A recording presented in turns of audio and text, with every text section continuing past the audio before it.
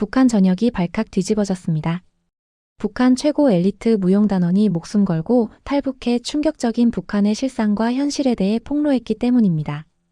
그녀는 북한 최고 엘리트 무용단원이었습니다. 김정은 앞에서 공연하고 특권을 누리던 제가 목숨 걸고 탈북한 이유는 단 하나였습니다. 인간으로 살고 싶었기 때문입니다. 탈북 과정에서 브로커에게 3번이나 배신당했고 중국 공안에게 쫓기며 죽을 고비를 수없이 넘겼습니다. 그리고 마침내 한국 땅을 밟았을 때 그녀는 충격에 빠졌습니다. 샤워기에서 뜨거운 물이 나오는 것을 보고 눈물을 흘렸고 전기가 24시간 들어오는 것에 전율했으며 개를 유모차에 태우고 다니는 모습을 보고 까무러칠 뻔했습니다.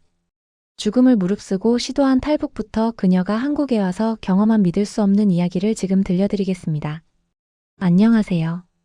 저는 북한에서 무용수로 활동하다 2019년에 탈북한 김선영이라고 합니다. 제 본명은 아니고요. 아직 북한에 가족이 있어서 가명을 쓰고 있습니다. 오늘 여러분께 제 이야기를 들려드리려고 합니다. 북한에서 어떻게 살았는지, 왜 탈북을 결심했는지, 그리고 한국에 와서 어떤 충격을 받았는지에 대해서요. 저는 평양에서 태어났습니다. 평양 출신이라는 것 자체가 북한에서는 엄청난 특권이에요.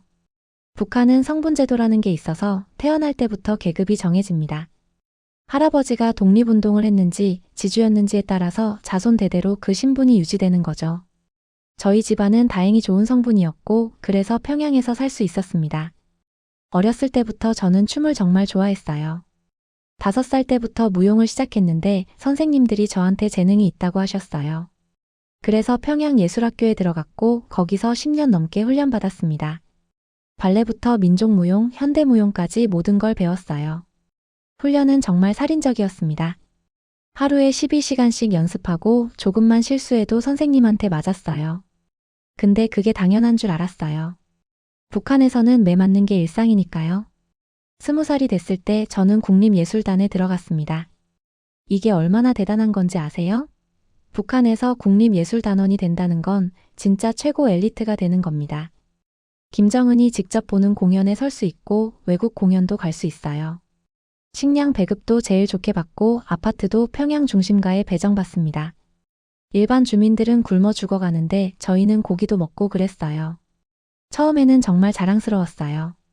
김정은 앞에서 공연할 때마다 떨리면서도 뿌듯했습니다. 우리 수령님을 위해 춤을 춘다, 조국을 위해 예술을 한다, 그렇게 세매당에 있었으니까요. 근데 시간이 지나면서 뭔가 이상하다는 걸 느끼기 시작했어요. 2015년이었나 중국 공연을 갔을 때였습니다. 우리는 항상 단체로 움직이고 보이부 요원들이 24시간 감시했어요. 혼자 돌아다니는 건 절대 불가능했죠.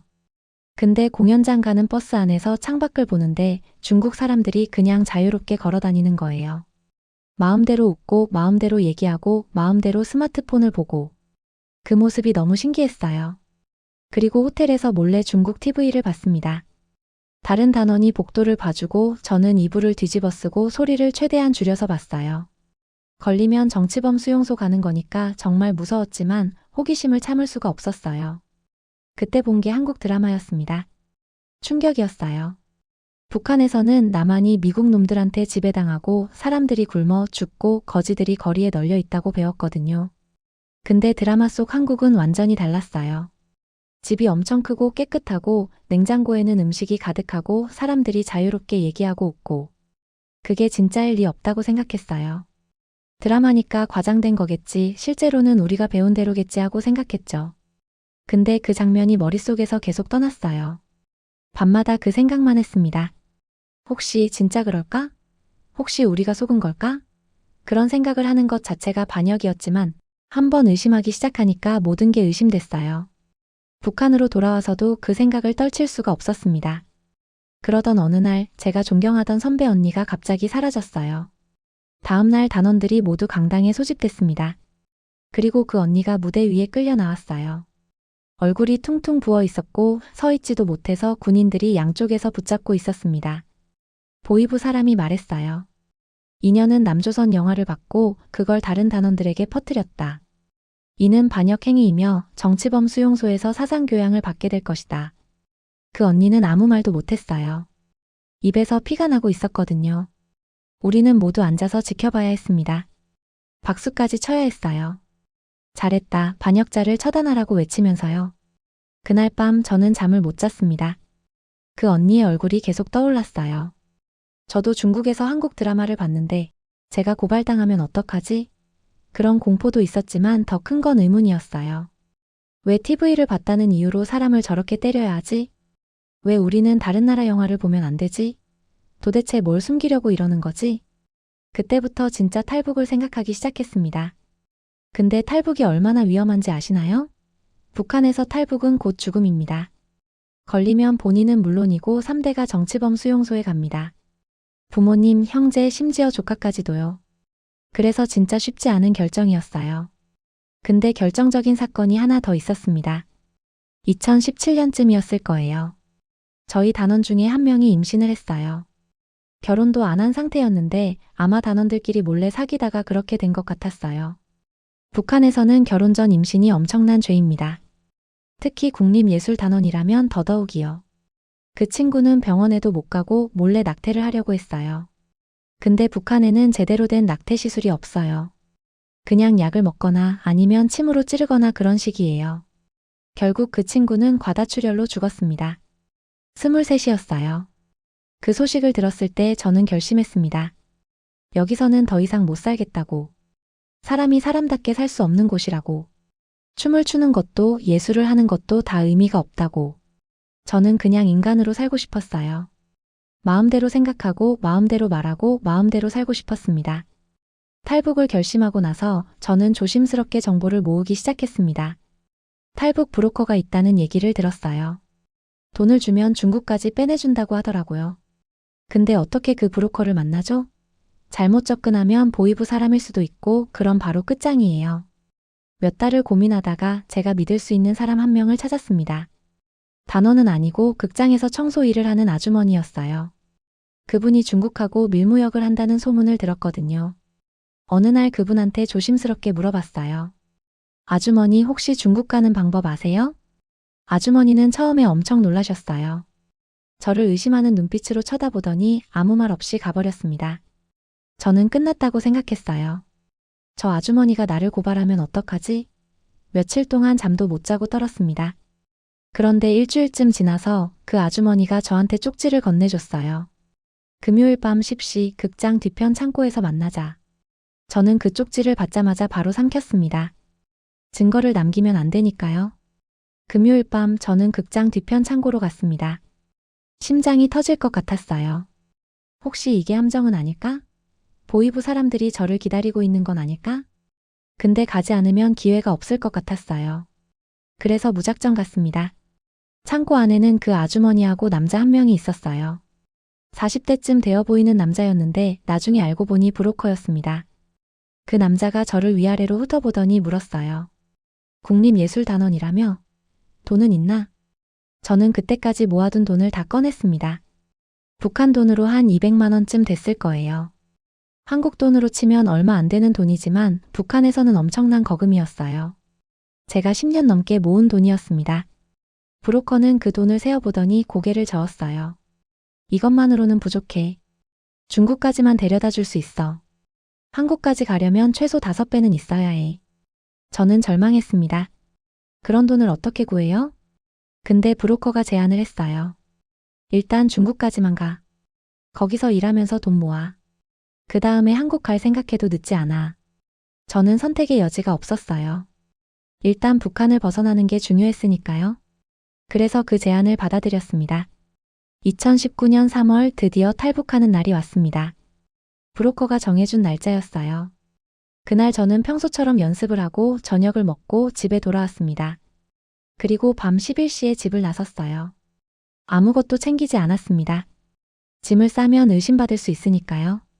그냥 입고 있던 옷 그대로 손에는 작은 가방 하나만 들고 나왔어요. 부모님한테는 아무 말도 안 했습니다. 말하면 말리실 게 뻔했고 혹시라도 제가 잡히면 부모님도 위험해지니까요.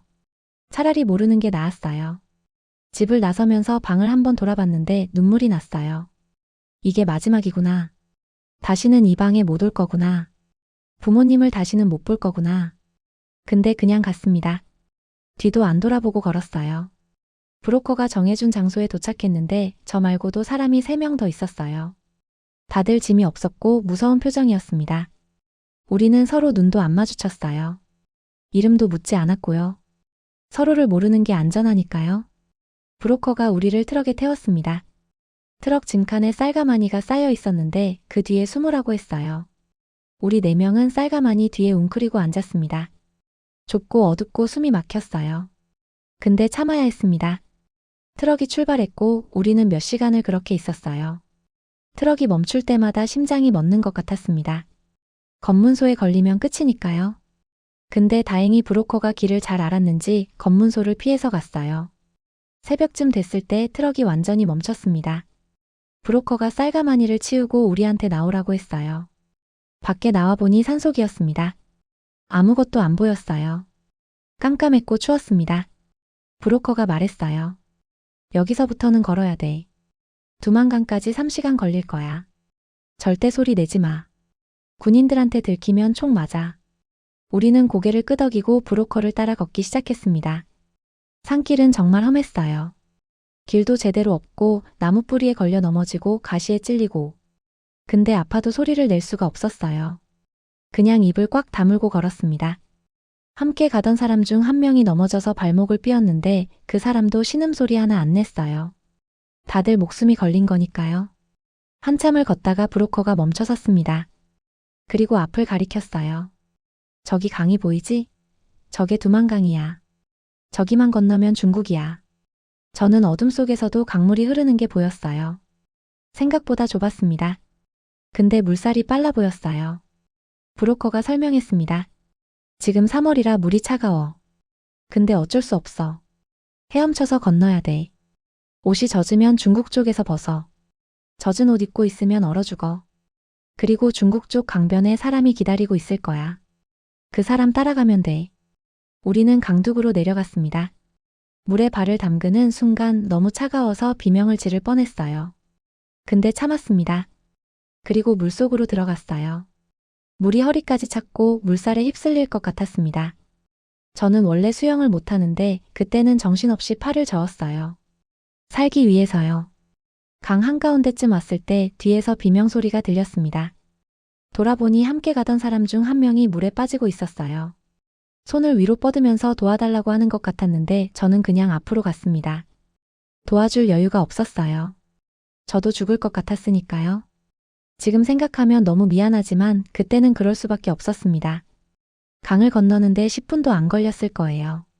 근데 그 10분이 평생 같았습니다.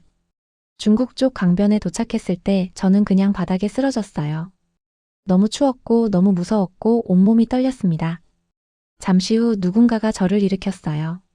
중국어로 뭐라고 하는데 하나도 못 알아들었어요. 그 사람이 저한테 옷을 주면서 갈아입으라고 했습니다. 저는 떨리는 손으로 젖은 옷을 벗고 마른 옷으로 갈아입었어요. 함께 온 사람들도 다 갈아입었고요. 아까 물에 빠진 사람은 안 보였습니다. 아마 떠내려간 것 같았어요.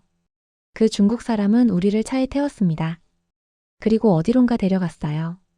1시간쯤 갔을 때 작은 마을에 도착했습니다. 낡은 집 한 채가 있었고 그 사람은 우리를 그 집에 숨겨놨어요. 여기서 기다려. 다음 지시가 있을 때까지 절대 밖에 나가지 마. 중국 공안한테 걸리면 북한으로 강제 송환돼. 알겠지? 우리는 고개를 끄덕였고 그 사람은 나갔습니다. 그 집에서 우리는 3주를 기다렸습니다. 창문도 못 열고 밖에도 못 나가고 그냥 방 안에만 있었어요. 하루에 한 번씩 중국 사람이 와서 밥을 줬는데 그것도 제대로 된 밥이 아니라 그냥 빵하고 물이었어요. 배가 고팠지만 참아야 했습니다. 3주가 지나서 다른 사람이 왔어요. 브로커 같았는데 우리한테 말했습니다. 너희를 일터에 배치할 거야. 거기서 일하면서 돈 벌면 돼. 한국 갈 돈 모으고 싶으면 최소 2년은 일해야 할 거야. 저는 충격받았어요. 2년이요? 2년 동안 여기서 숨어 지내라고요? 근데 선택의 여지가 없었습니다. 그냥 따라갈 수밖에요. 우리는 또 차에 태워졌고 몇 시간을 가서 어떤 공장에 도착했습니다. 옷을 만드는 공장이었어요. 거기 사장이 우리를 보더니 중국어로 뭐라고 했는데 통역하는 사람이 말했어요. 하루 12시간 일하면 한 달에 100달러 줄 거래. 근데 숙식비 빼면 50달러 정도 남을 거야. 한 달에 50달러요? 그럼 한국 갈 돈 모으려면 2년이 아니라 5년은 걸리겠네요. 근데 어쩌겠어요. 저는 그냥 일하기 시작했습니다. 공장 일은 정말 힘들었어요. 하루 12시간씩 서서 재봉틀 돌리는 건데 허리가 끊어질 것 같았고 손가락에는 물집이 잡혔어요. 밥도 제대로 안 주고 잠도 6시간밖에 못 자고. 근데 북한에서도 비슷하게 살았으니까 참을 만했습니다. 문제는 다른 거였어요. 중국 공안의 단속이 점점 심해지고 있었던 거예요. 어느 날 공장 근처에서 탈북자들이 잡혀갔다는 소식을 들었어요. 중국 공안이 공장들을 뒤지고 다니면서 탈북자들을 찾아낸다고요. 잡히면 북한으로 보내진다고 했습니다. 저는 너무 무서웠어요. 여기까지 왔는데 다시 북한으로 돌아간다? 그럼 정치범 수용소 직행이에요. 아니, 정치범 수용소면 다행이고 그냥 공개 처형당할 수도 있어요. 국립예술단원이 탈북했으니까 본보기로 죽일 게 뻔했습니다. 그래서 저는 브로커한테 연락했어요. 더 이상 여기 있으면 안 되겠다. 당장 한국으로 보내달라고요. 근데 브로커가 말했습니다. 돈이 있어야지. 중국에서 한국까지 가려면 최소 5,000달러는 있어야 해. 지금 너한테 얼마 있는데? 저는 그때까지 1년 정도 일해서 600달러 정도 모았어요. 5,000달러는 꿈도 못 꿀 금액이었습니다. 브로커는 냉정하게 말했어요. 그럼 계속 일해. 아니면 다른 방법을 찾든가. 다른 방법이 뭐겠어요? 저는 절망했습니다. 그때 공장에서 같이 일하던 중국 동포 언니가 저한테 말했어요. 선영아, 한국 대사관에 가봐. 거기 가면 도와준대. 한국 대사관이요? 저는 그런 게 있는 줄도 몰랐어요. 그 언니가 설명해줬습니다. 중국에 한국 대사관이 있어. 거기까지만 가면 한국 정부가 보호해줘. 근데 길이 너무 멀고 위험해. 공안한테 걸리면 끝이야. 저는 고민했습니다. 여기 남아서 5년을 더 일할까 아니면 목숨 걸고 대사관으로 갈까? 며칠 밤을 고민했어요. 그러다가 뉴스를 봤습니다. 중국 공안이 탈북자 20명을 북한으로 송환했다는 뉴스였어요. 그 순간 결심했습니다. 여기 있으면 언젠가 잡힌다. 차라리 지금 가자. 2020년 10월 저는 공장을 몰래 빠져나왔습니다. 그 중국 동포 언니가 도와줬어요. 베이징까지 가는 기차표를 사주고 중국어로 쓴 메모지를 줬습니다. 한국 대사관 가는 길이라고 적혀 있었어요. 그 언니한테 정말 고마웠습니다. 기차를 타고 베이징으로 가는데 너무 무서웠어요. 중국 사람들 사이에 섞여 있었지만 제가 탈북자라는 게 티날까봐 겁났습니다. 중국어를 못하니까 아무하고도 말을 안 했어요. 그냥 창밖만 보면서 가만히 앉아 있었습니다. 베이징에 도착했을 때는 밤이었어요. 역에서 나와서 길을 찾으려고 했는데 어디로 가야 할지 몰랐습니다. 메모지에는 주소만 적혀 있었거든요. 저는 지나가는 사람들한테 그 메모지를 보여줬어요. 대부분 그냥 무시하고 지나갔는데 한 아저씨가 방향을 가리켜줬습니다. 그 방향으로 1시간을 걸었을까요? 큰 건물들이 나오기 시작했어요. 그리고 드디어 한국 국기가 걸려있는 건물이 보였습니다. 한국 대사관이었어요. 그 순간 눈물이 났습니다. 여기까지 왔구나. 이제 살았구나. 근데 문제가 있었습니다. 대사관 앞에 중국 공안들이 지키고 있었어요. 탈북자들이 대사관으로 뛰어드는 걸 막기 위해서였죠. 저는 어떻게 들어가지? 정문으로는 못 들어가겠는데. 대사관 주변을 몇 바퀴 돌면서 방법을 찾았습니다. 그러다가 옆 건물 쪽에 담벼락이 보였어요. 그 담을 넘으면 대사관 안으로 들어갈 수 있을 것 같았습니다. 높이가 3m는 됐는데 저는 무용수니까 몸이 가벼웠어요. 할 수 있을 것 같았습니다. 밤 11시쯤 주변에 사람이 없는 걸 확인하고 담벼락으로 갔습니다. 심호흡을 한번 하고 있는 힘을 다해 뛰어 올랐어요. 손으로 담 위를 잡고 팔 힘으로 몸을 끌어올렸습니다. 손이 까지고 피가 났지만 신경 쓸 겨를이 없었어요. 담을 넘어서 대사관 안쪽으로 뛰어내렸습니다. 착지하는 순간 발목을 삐끗했어요. 너무 아팠지만 소리를 지를 수가 없었습니다. 주변을 둘러보니 대사관 건물이 보였어요. 저는 다리를 절뚝거리면서 건물 쪽으로 걸어갔습니다. 그때 뒤에서 호루라기 소리가 들렸습니다. 돌아보니 중국 공안들이 저를 쫓아오고 있었어요. 제가 담을 넘는 걸 본 거예요. 저는 미친 듯이 뛰었습니다. 발목이 아팠지만 그냥 뛰었어요. 대사관 문이 보였고 그 문을 향해 전력 질주했습니다. 공안들이 뒤에서 소리쳤어요. 서. 근데 저는 멈출 수 없었습니다. 조금만 더. 대사관 문까지 10m, 5m, 3m. 그리고 마침내 문을 열고 안으로 뛰어들었습니다. 안에 경비원이 있었는데 깜짝 놀라면서 저를 붙잡았어요. 저는 숨을 헐떡이면서 외쳤습니다. 저 탈북자예요. 도와주세요. 한국말로요. 그게 제가 한국 땅에서 한 첫 마디였습니다. 경비원이 다른 직원들을 불렀고 곧 대사관 직원들이 나왔어요. 그분들이 저를 안전한 방으로 데려갔습니다. 이제 괜찮습니다. 여기는 한국 영토예요. 안전해요. 그 말을 듣는 순간 저는 그냥 주저앉아서 울었습니다.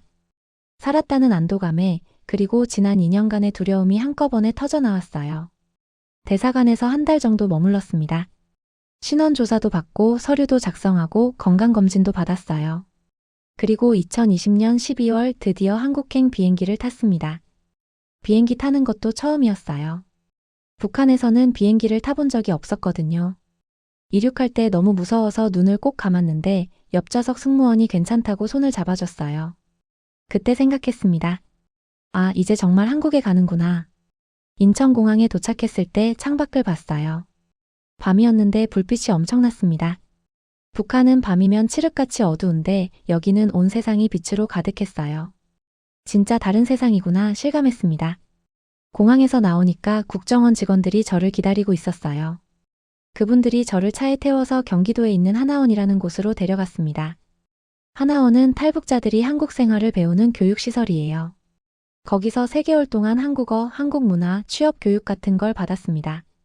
하나원에서의 첫날 밤 저는 샤워를 했어요. 샤워기를 틀었는데 뜨거운 물이 나왔습니다. 북한에서는 샤워를 하려면 산에서 나무를 해다가 불을 떼서 물을 끓여야 했거든요. 근데 여기는 손잡이만 돌리면 뜨거운 물이 나와요. 그것도 무한대로요. 저는 샤워하면서 울었습니다.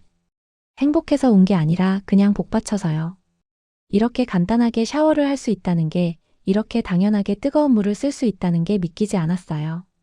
북한에서 평생 고생했던 게 떠올랐고 이제는 그런 고생 안 해도 된다는 게 실감났습니다. 하나원 생활하면서 정말 많은 걸 배웠어요. 그 중에서 가장 충격적이었던 게 뭐냐면 전기였습니다. 한국은 전기가 24시간 들어와요. 북한은 평양 제외하고는 전기가 거의 안 들어오거든요. 지방은 밤이면 칠흑같이 어두워요. 가로등도 없고 불빛 하나 없이 그냥 암흑천지예요. 북한에서는 중국산 손전등이 필수품이에요. 그거 없으면 밤에 화장실도 못 가요. 집안에도 불이 없으니까요. 최근에는 중국산 태양광 전구가 밀수로 많이 들어와서 그걸 쓰는 집이 좀 늘었다고는 하는데 고장이 잘 나서 문제라고 해요. 근데 한국은 어떤가요?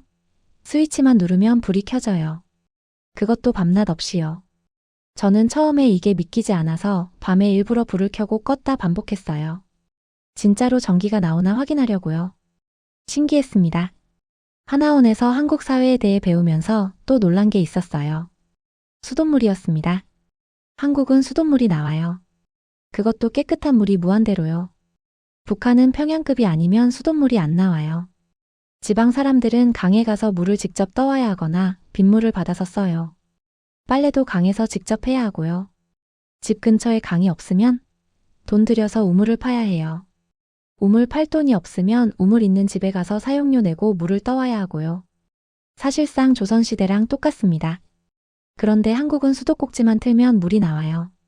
샤워도 매일 할 수 있고 빨래도 세탁기로 하고 설거지도 그냥 물 틀어서 하고. 북한에서는 물이 너무 귀해서 샤워는 꿈도 못 꾸는데 여기는 매일 샤워를 해요. 처음에는 물 이렇게 많이 써도 되나 싶어서 조심조심 썼는데 다른 사람들은 막 쓰더라고요. 하나원 선생님이 그러시더라고요. 선영 씨, 여기서는 물 아껴 쓸 필요 없어요. 마음껏 쓰세요. 그 말을 듣고 정말 눈물이 났습니다. 마음껏 물을 쓸 수 있다는 게 이렇게 행복한 일인 줄 몰랐어요. 하나원에서 3개월을 보내고 드디어 사회로 나왔습니다. 정부에서 전세금도 지원해주고 생활비도 좀 지원해줬어요. 저는 서울에 작은 원룸을 얻었습니다. 제 인생에서 처음으로 제 집이 생긴 거예요. 방은 작았지만 저한테는 궁전 같았어요. 화장실이 집 안에 있고 부엌이 있고 온수가 나오고 전기가 들어오고. 북한에서는 상상도 못할 일이었거든요. 저는 그 방에서 첫날 밤 불을 다 켜놓고 잤어요. 전기가 나오는 게 너무 신기해서요. 사회에 나와서 본격적으로 한국 생활을 시작하면서 정말 많은 것에 놀랐습니다. 하나씩 말씀드릴게요. 첫 번째로 놀란 건 신용카드였어요. 북한에는 신용카드가 없습니다. 돈을 내려면 무조건 현금이에요. 근데 한국 사람들은 카드로 결제를 해요. 처음에는 무슨 원리인지 몰랐어요. 카드를 긁으면 돈이 나간다고? 이게 어떻게 되는 거지? 하나원에서 설명을 들었는데도 잘 이해가 안 됐습니다. 나중에 은행에 가서 직접 카드를 만들고 써보고 나서야 알았어요. 정말 신기했습니다. 현금 없이 카드 하나로 모든 걸 살 수 있다니요. 두 번째로 놀란 건 은행이었어요. 북한에도 은행이 있기는 해요. 근데 입금만 되고 출금이 안 됩니다. 국가가 사실상 강탈하는 거예요. 그래서 동네 이장이나 반장들이 집집마다 돌아다니면서 저축하라고 강요해요. 저축 안 하면 사상이 불순하다고 찍히고요. 그래서 탈북자들은 처음에 한국은행을 못 믿어요. 저도 그랬어요. 하나원 선생님이 아무리 한국은행은 출금이 된다, 내 돈 찾을 수 있다고 말해도 안 믿겼어요. 그래서 처음 몇 달은 돈을 현금으로 집에 쌓아뒀습니다. 이불 밑에 숨겨놨어요. 근데 한 6개월 지나니까 진짜 은행에서 돈을 찾을 수 있다는 걸 알았어요. ATM에서 카드 넣고 돈 뽑는 것도 신기했고요. 그때부터 은행을 믿고 돈을 저축하기 시작했습니다. 세 번째로 놀란 건 유통기한이었어요. 한국에는 모든 음식에 유통기한이 있어요. 라면, 빵, 우유, 과자 전부요. 처음에 마트에 가서 봤을 때 충격받았습니다. 북한에는 유통기한이란 개념 자체가 없거든요. 왜 그런지 아세요? 북한에서 음식이 유통기한 지날 때까지 집에 남아있다? 그런 일은 없어요. 음식을 구하는 것 자체가 어려우니까 구하면 바로 먹어요. 설령 음식이 썩어서 냄새가 나도 그냥 먹습니다. 배탈 안 나요. 평생 그렇게 먹어서 내성이 생긴 거죠. 근데 한국은 음식이 너무 풍족해서 유통기한 지난 음식을 버려요. 처음에는 그게 너무 충격이었어요. 먹을 수 있는 음식을 버린다고? 북한에서는 상상도 못할 일이었습니다. 네 번째로 놀란 건 생수였어요. 한국 사람들은 물을 사 먹어요. 마트에 가면 생수가 진열돼 있고 사람들이 그걸 사요. 콜라 사 먹는 건 이해가 됐어요. 콜라는 특별한 음료니까요. 근데 물을요? 물을 돈 주고 산다고요? 저는 처음에 이해가 안 됐습니다. 수돗물도 있는데 왜 물을 사 먹지? 근데 나중에 알았어요. 한국 사람들은 수돗물도 마실 수 있지만 더 깨끗한 물을 원해서 생수를 산다고요. 그 얘기를 듣고 정말 놀랐습니다. 물의 질까지 선택할 수 있다니 이게 정말 선진국이구나 싶었어요. 다섯 번째로 놀란 건 장애인 복지였어요. 한국에는 저상버스라는 게 있어요. 휠체어 탄 사람이 버스를 탈 수 있게 만든 거예요. 처음 그걸 봤을 때 저는 멍했습니다. 북한에는 장애인 복지가 없어요. 장애인은 그냥 집에만 있다가 죽어요. 밖에 나갈 수도 없고 일할 수도 없어요. 심지어 사람들이 장애인 앞에서 대놓고 병신이라고 욕해요. 북한에서 장애인으로 태어나는 건 사형 선고나 마찬가지예요. 근데 한국은 어떤가요? 지하철에 장애인용 엘리베이터가 있고 점자블록이 있고 휠체어 경사로가 있어요. 정부가 장애인한테 전동카트도 지원해주고요. 저는 장애인이 전동카트 타고 거리를 다니는 걸 보고 눈물이 났어요. 그때 인권이라는 단어의 의미를 알았습니다. 북한에서는 인권이란 단어 자체를 들어본 적이 없었거든요. 한국에 와서 처음 들었어요. 인간으로서 가져야 할 권리. 장애가 있어도 인간으로 존중받고 사회 구성원으로 살아갈 권리. 그게 인권이더라고요.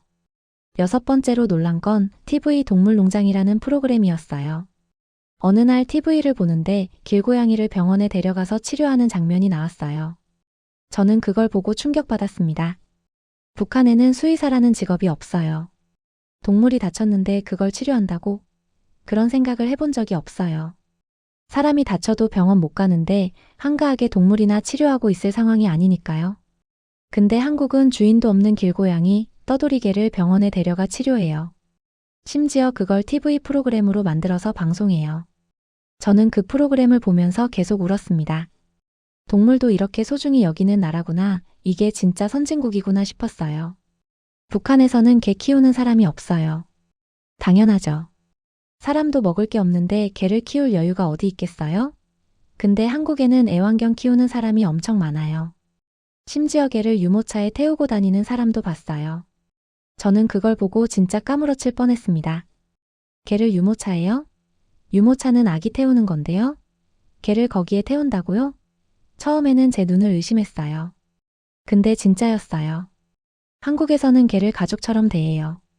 옷도 입히고 병원도 데려가고 심지어 개 전용 유모차까지 있어요. 북한에서 온 제게는 이게 정말 이해가 안 됐어요. 근데 시간이 지나면서 이해하게 됐습니다. 한국은 그만큼 풍요로운 나라라는 거죠. 사람들이 기본적인 의식주 걱정 없이 살 수 있고 그래서 동물까지 사랑할 여유가 있는 거예요. 7번째로 놀란 건 말하는 밥솥이었어요. 처음 원룸에 들어갔을 때 밥솥이 있었어요. 그냥 평범한 밥솥인 줄 알았는데 밥을 하고 나니까 밥솥이 말을 하는 거예요. 밥이 완료되었습니다. 저는 깜짝 놀라서 뒤로 벌떡 넘어졌어요. 기계가 말을 한다고요? 이게 무슨 일이지? 저는 한참을 밥솥을 쳐다봤어요. 진짜 밥솥이 혼자 말한 거 맞나? 다시 한번 확인하려고 밥솥 버튼을 눌러봤는데 또 말하더라고요. 취소되었습니다. 진짜 레알 충격이었어요.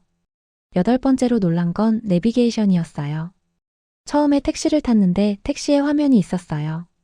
그 화면에서 여자 목소리가 나오면서 200m 앞에서 좌회전하세요 이러는 거예요. 저는 처음에 어디선가 안내원이 무전으로 실시간으로 길을 알려주는 줄 알았어요. 택시기사 아저씨한테 물어봤어요. 저 사람은 어디 있어요? 아저씨가 웃으면서 대답했어요. 사람 아니에요. 기계예요. 내비게이션이라고. 기계라고요? 기계가 길을 안내한다고요? 그것도 실시간으로요? 저는 또 한 번 충격받았습니다. 9번째로 놀란 건 뷔페였어요. 하나원에서 식사가 뷔페로 제공됐는데 처음에는 진짜 난리였어요.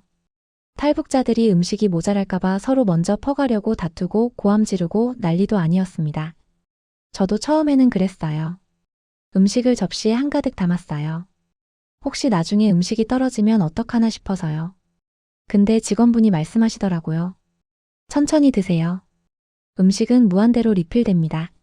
무한대로요? 정말요? 저는 믿기지 않았어요. 음식을 무한대로 준다니 그게 말이 돼요? 근데 진짜였어요. 제가 음식을 다 먹고 다시 가져오니까 또 있었어요. 또 가져왔는데도 또 있었고요. 그때 저는 전율했습니다. 이게 천국인가? 북한에서는 음식 때문에 사람이 죽어요. 굶어 죽고 서로 음식 빼앗다가 맞아 죽고. 근데 한국에서는 음식을 무한대로 줘요. 먹고 싶은 만큼 먹을 수 있어요. 이게 정말 같은 지구 위의 나라가 맞나 싶었습니다. 10번째로 놀란 건 KTX였어요. 하나원 수료하고 집을 보러 지방에 갈 일이 있었는데 직원분이 KTX 표를 끊어주셨어요. 기차를 타는데 깨끗하고 넓고 편안했어요.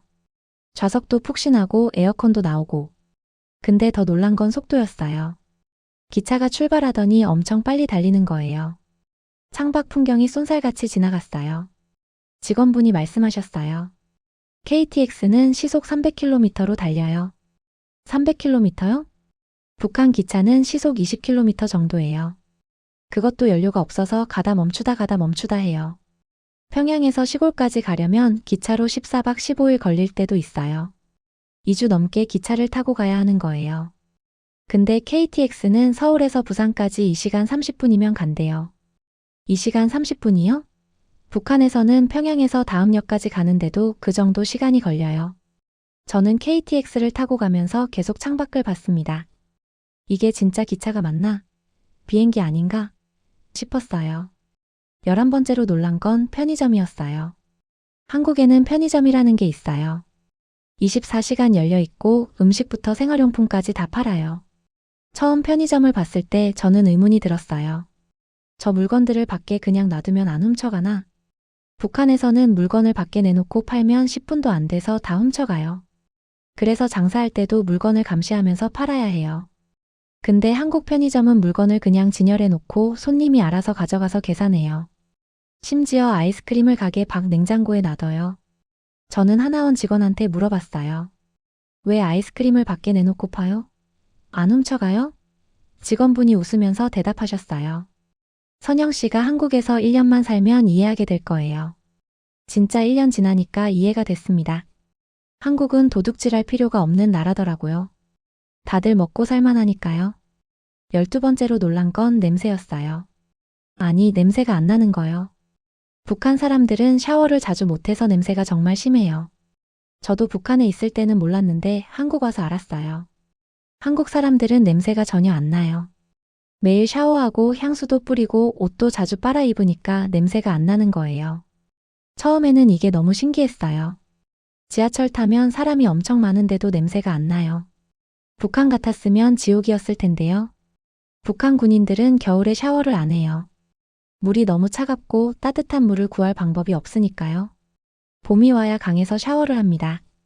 몇 달 만에 처음 샤워하려고 군복을 벗어서 털면 옷에서 이랑 벼룩이 우수수 떨어져요. 20대 여군도 그래요. 저는 한국 와서 매일 샤워하는 게 너무 좋았어요. 아침에 일어나서 샤워하고 저녁에 또 샤워하고. 북한에서는 한 달에 한 번 샤워하기도 힘들었는데 여기서는 하루에 2번도 할 수 있어요. 이게 천국이 아니면 뭐겠어요? 13번째로 놀란 건 산업재해 보상이었어요. 한국에서는 일하다가 다치면 보상을 받아요. 산업재해라고 해서 치료비도 나오고 휴업수당도 나와요. 저는 이 얘기를 들었을 때 정말 놀랐습니다. 북한은 공산주의라서 일반 주민들이 댐 공사, 도로 공사, 건물 공사에 무료로 강제 동원돼요. 안전장치는 전혀 없어요. 안전모도 없고 추락방지 그물도 없어요. 포크레인도 없어서 사람이 일일이 삽으로 다 해요. 일하다가 다치거나 죽어도 보상이란 개념이 없어요. 그냥 내 손해예요. 너 조심 안 해서 다친 거야. 내 잘못이야. 이렇게 끝나는 거죠. 북한에는 산업재해란 개념 자체가 없고 안전에 대한 투자도 전무해요. 근데 한국은 노동자를 보호해요. 안전장치도 있고 다치면 보상도 하고. 이게 정말 사람을 사람으로 대하는 거구나 싶었습니다. 한국에서 생활하면서 가장 만족하는 게 3가지예요. 첫째, 샤워기에서 나오는 온수. 둘째, 24시간 들어오는 전기. 셋째, 수돗물. 이 3가지만 있어도 천국이에요. 북한에서는 이 3가지 중 하나도 제대로 안 됐거든요. 한국 생활하면서 힘든 것도 있었어요. 제일 힘든 건 외로움이었어요. 북한에 두고 온 가족 생각이 너무 많이 났어요. 부모님은 어떻게 지내실까? 제가 탈북한 거 알면 얼마나 걱정하실까? 보이부에서 우리 부모님한테 뭐라고 하진 않았을까? 밤마다 그런 생각을 하면서 울었어요. 자유를 얻었지만 가족을 잃었어요. 이게 맞는 선택이었나? 때로는 그런 의문도 들었습니다. 근데 다시 선택하라고 해도 저는 또 탈북할 거예요. 북한에서는 인간으로 살 수 없으니까요. 한국에서 일자리를 구하는 것도 쉽지 않았어요. 저는 무용수였으니까 무용 관련 일을 하고 싶었는데 북한에서 받은 교육이 한국에서는 인정이 안 됐어요. 자격증도 없고 경력도 인정 안 되고.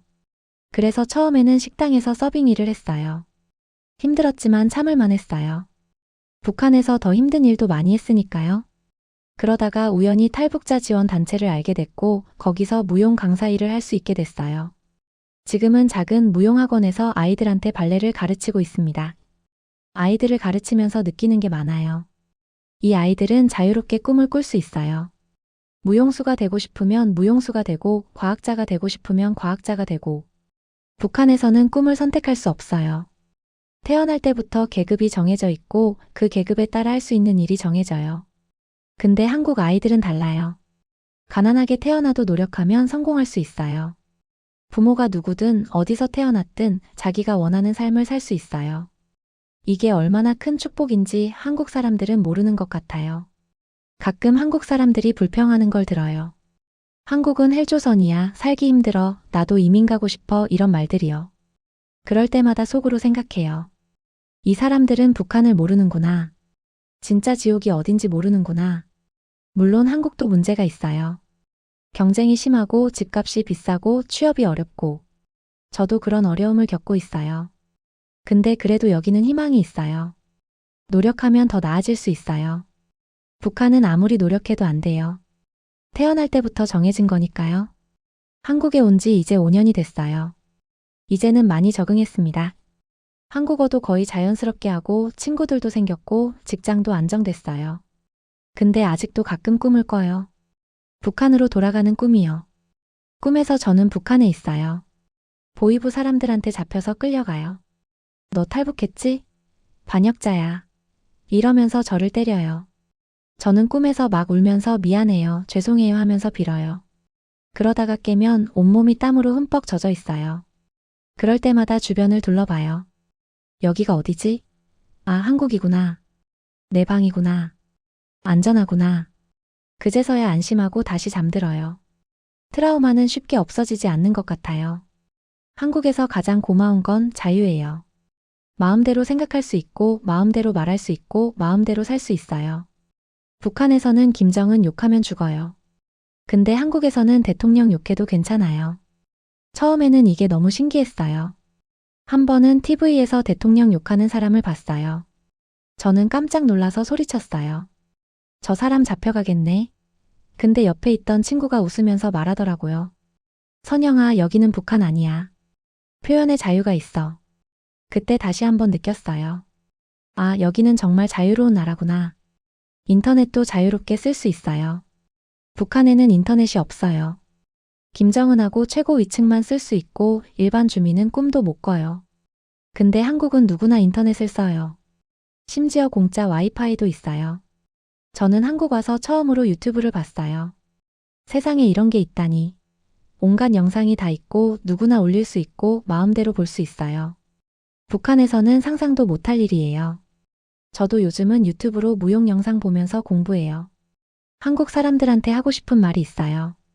여러분이 누리는 자유와 풍요가 얼마나 소중한지 알아주셨으면 좋겠어요.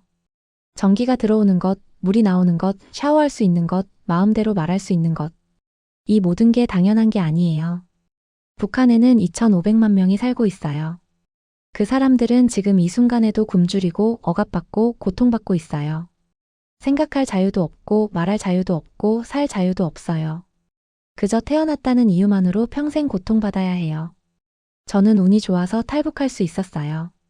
근데 대부분의 북한 주민들은 평생 그곳에서 살다 죽어요.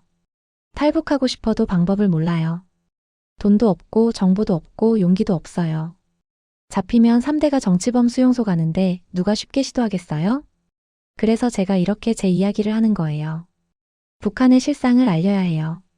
세상 사람들이 북한에서 무슨 일이 일어나고 있는지 알아야 해요. 북한 주민들도 인간이에요.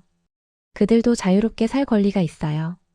한국 정부하고 국제사회가 북한 인권 문제에 관심을 가져줬으면 좋겠어요. 물론 쉬운 문제는 아니에요. 북한 정권은 절대 변하지 않을 거예요. 김정은은 권력을 포기 안 할 거예요. 근데 그래도 계속 압박해야 해요. 국제사회가 관심을 가지면 북한 정권도 조금은 신경 쓰거든요. 탈북자들을 돕는 것도 중요해요. 한국에 온 탈북자가 이제 3만 명이 넘어요. 이 사람들이 한국 사회에 잘 정착할 수 있게 도와줘야 해요. 일자리도 주고 교육도 시켜주고 차별하지 말아야 해요. 솔직히 말하면 탈북자들은 한국에서 차별을 많이 받아요. 말투가 다르다고, 행동이 이상하다고, 무식하다고 무시하는 사람들이 있어요. 그럴 때마다 마음이 아파요. 우리도 똑같은 한국 사람인데 왜 이렇게 대하는 거죠? 우리가 북한에서 온 게 우리 잘못인가요? 우리도 선택할 수 있었으면 남한에서 태어나고 싶었어요. 근데 그게 안 됐잖아요. 그래서 목숨 걸고 여기까지 온 거잖아요. 좀 따뜻하게 대해주시면 안 될까요? 물론 좋은 사람들도 많아요. 저를 도와준 사람들, 친절하게 대해준 사람들, 응원해준 사람들. 그분들한테 정말 감사해요. 그분들 덕분에 제가 여기까지 왔어요. 제 꿈은 언젠가 통일이 되는 거예요. 남한하고 북한이 하나가 돼서 모든 한국 사람들이 자유롭게 사는 거요. 북한 사람들도 전기 쓰고 물 마시고 샤워하고 마음대로 말하고 마음대로 살 수 있는 날이 왔으면 좋겠어요. 그날이 언제 올지는 모르겠어요. 10년 후일 수도 있고 50년 후일 수도 있고 어쩌면 제가 살아있을 때는 못 볼 수도 있어요. 근데 언젠가는 꼭 그날이 올 거라고 믿어요. 그때가 되면 저는 북한에 가고 싶어요.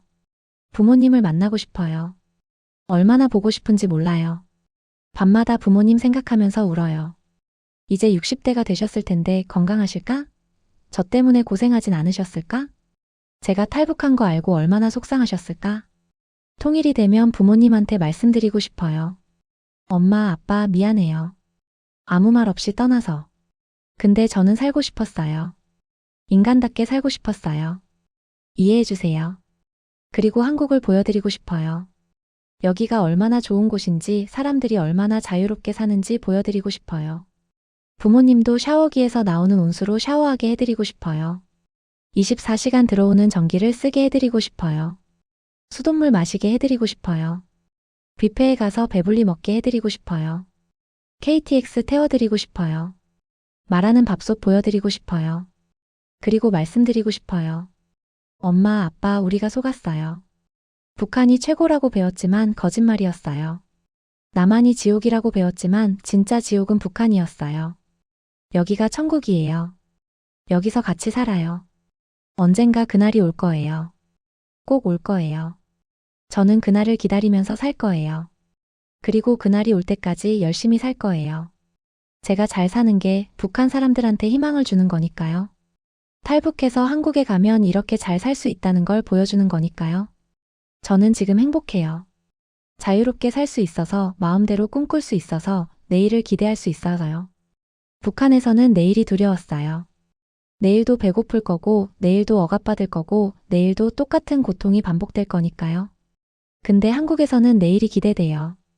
내일은 더 나아질 거고, 더 행복할 거고, 더 많은 기회가 있을 거예요. 이게 희망이에요. 이게 자유예요. 이게 제가 목숨 걸고 찾아온 것이에요. 여러분한테 부탁드려요. 북한을 잊지 말아주세요. 북한 사람들을 기억해주세요. 그들도 여러분처럼 평범한 사람들이에요. 다만 운이 나빴을 뿐이에요. 나쁜 곳에 태어났을 뿐이에요. 그리고 탈북자들을 따뜻하게 대해주세요. 우리는 여러분의 동포예요. 같은 언어를 쓰고 같은 역사를 가진 한민족이에요. 우리가 조금 다를 수는 있어요. 근데 결국 우리는 하나예요. 제 이야기를 여기까지 들어주셔서 감사합니다. 북한 최고 엘리트였던 제가 목숨을 걸고 탈북한 이유, 그리고 한국에서 경험한 충격적인 일들을 모두 말씀드렸습니다. 저는 한국이 정말 대단한 나라라고 생각해요. 70년 전만 해도 북한보다 가난했던 나라가 지금은 세계 10위권의 경제대국이 됐잖아요. 이게 얼마나 놀라운 일인가요? 이건 한국 사람들이 열심히 일하고 노력하고 포기하지 않았기 때문이에요. 한국의 민주주의도 대단해요. 독재 정권을 무너뜨리고 국민이 직접 대통령을 뽑고 잘못하면 탄핵도 시킬 수 있어요. 이게 얼마나 소중한 권리인지 아세요? 북한 사람들은 평생 투표 한 번 제대로 못 해봐요.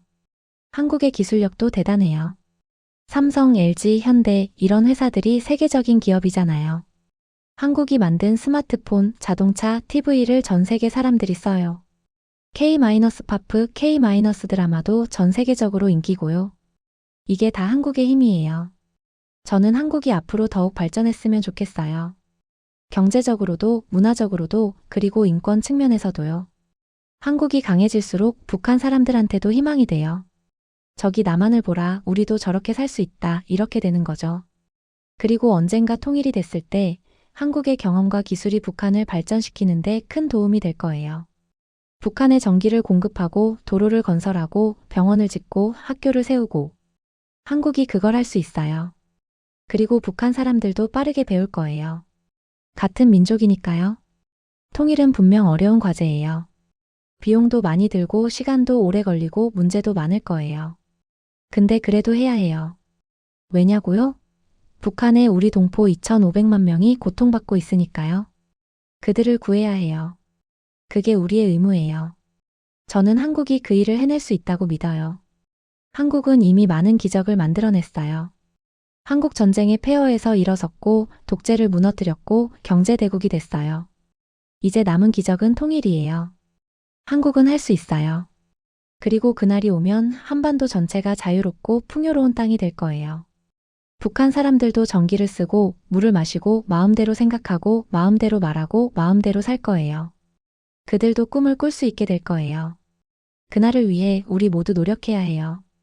한국 사람들은 북한을 잊지 말아야 하고 탈북자들을 따뜻하게 대해야 하고 통일을 준비해야 해요. 그리고 북한 사람들은 희망을 잃지 말아야 해요. 언젠가 그날이 온다는 걸 믿어야 해요. 저는 그날이 꼭 올 거라고 믿어요. 그리고 그날이 오면 저는 부모님을 만나러 갈 거예요. 그리고 말씀드릴 거예요. 엄마, 아빠, 우리 이제 자유예요. 우리 이제 행복하게 살 수 있어요.